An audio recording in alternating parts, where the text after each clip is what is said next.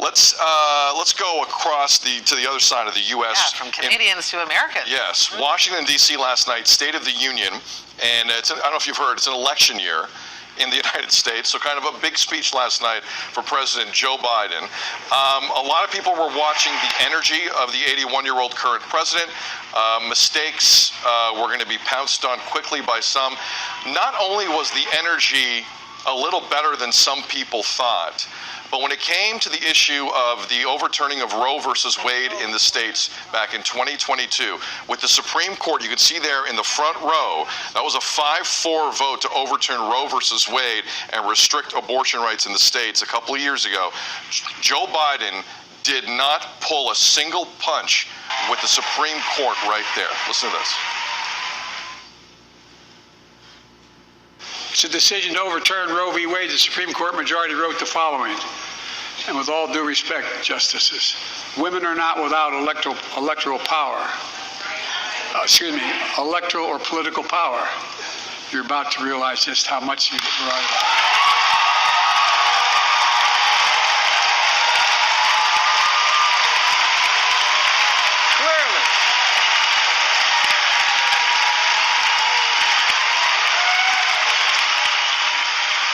Well, that was a scene. Say it, Joe. Your thoughts, Say Meredith? it, Joe.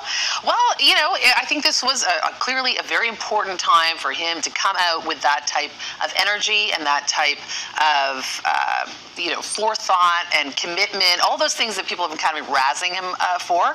I think he showed up as presidentially last night. And also, for that point in particular, that is going to be something that this election really focuses on and centers on, because there clearly is a lot of dissenting opinion there. I mean, it blows my mind. But as we sit here in Canada and we watch, take note and then keep it in mind as we move toward our election year as well, because these are not discussions that are only happening stateside.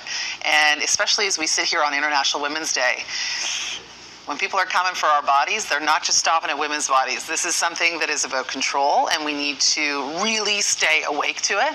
And this is a good thing to watch in the U.S. and see how that rolls out. Couldn't agree with you more. So many issues on International Women's Day. We're talking about wage equality. We're talking about sexual violence that is getting worse in so many countries around the world, as we know. But the issue of the right to control what happens to you, also at the forefront here, and it's gone backwards in so many countries. The Republicans, since that day in the summer of 2022, have lost so many elections in that country at a state level, at a federal level, and no one on the Republican side wants to talk about it. No one. Joe Biden, you just got a preview of what the next X amount of months are going to be heading into this election in that country in November. If there's one issue where you can put it on the table and say Trump is not winning, that's the one. Because Trump put 3 of those justices on that bench, and they were very proud of that. We'll see where this goes. But a very interesting moment last night in the State of the Union at the U.S. Capitol, where there's been a lot of memories made at that U.S. Capitol since the last election. All right, we're going to take a break. Karen Siolan has a news update coming up in just a few minutes. Also coming up, JP is live from Hotel X all morning to show us why a stay there with your family this March break should be at the top of your wish list. 7:28, you're watching BT.